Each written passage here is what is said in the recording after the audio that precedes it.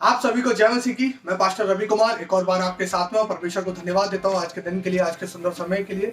और मैं आज आपको एक वचन से प्रोत्साहन करना चाहता हूँ और वचन आपको मिलेगा रोमियो 4:4 में। और वहां पर इस प्रकार से लिखा हुआ है, काम करने वाले की मजदूरी देना दान नहीं परंतु हक समझेगा। अगर आपके साथ कोई काम करता है तो आप उसके हक को कभी ना मारें।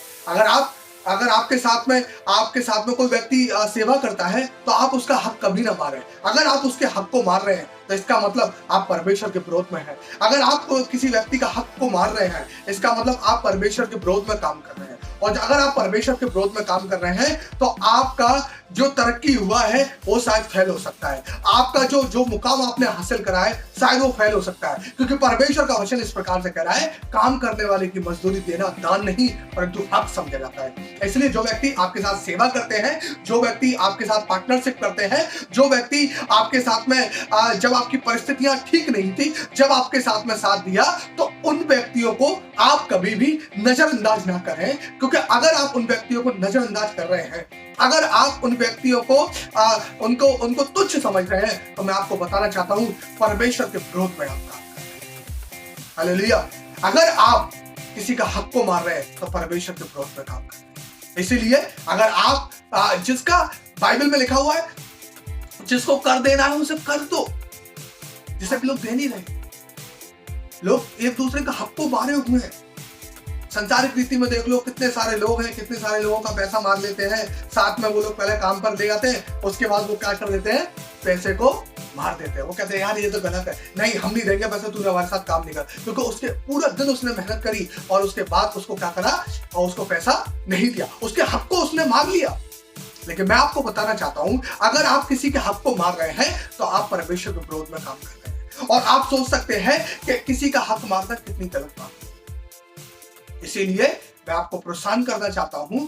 और आप अगर कोई भी मेरी भी इस वीडियो को देख रहा है, अगर आप किसी भी क्षेत्र में किसी के भी हक को मार रहे हैं, चाहे वो आपके साथ में काम करने वाला व्यक्ति है, चाहे वो कोई बड़ा अधिकारी है, कोई भी क्यों ना हो, लेकिन मैं आपको बताना चाहता हूं, अगर आप किसी के भी हक को मार रहे हैं, चाहे वो गरीब हो, अमीर हो, छोटा हो, बड़ा हो, लड़की हो, लड़का हो, स्त्री हो, पुरुष, कोई भी क्यों ना हो, अगर आप किसी के भी हक को मार रहे हैं तो आप परमेश्वर के विरोध में काम कर रहे हैं। और अगर आप किसी के हक को मार रहे हैं तो सोच सकते हैं आपके साथ क्या हो सकता है। हालेलुया। मैं अपने जीवन के विषय में आपको बताना चाहता हूँ। जब मैं जब पेंटिंग का काम करता था तो मैं उसमें मेरे को बहुत अच्छी इनकम थी उसमें। तो मैं उस पैसे को, जब वो ये पैसा मिलता था, 70 रुपए मिलते थे उस समय पर मेरे को, तो उसी पैसे से मैंने ब्याज पे पैसा बांटना चालू कर दिया और मैंने कितने सारे लोगों को पैसा दिया। लेकिन मैं बताना ही चाहता हूँ कि जब मैंने पैसा दिया, बहुत सारे लोगों ने पैसा वापस नहीं करा। लेकिन भले ही पैसा वापस नहीं करा, लेकिन क्या होगा उनके जीवन में, परेशानी। वो आज भी परेशान। मैंने उनको बोला ब्याज मत दो, लेकिन मेरा मूल तो दे दो, लेकिन उन्होंने नहीं दिया, क्योंकि उन्होंने मेरे हक को मार दिया। जो मेरा पैसा था वो मुझे ही नहीं लौटा। चलो भाई ब्याज नहीं देना, मत दीजिए, क्योंकि हम जब प्रभु में आ गए सब कुछ माफ कर दिया। हालेलुया। तो इसीलिए अगर आप परमेश्वर को जानते हैं, अगर आप परमेश्वर को नहीं भी जानते, तब भी आप किसी के हक को मारने की जरूरत नहीं है।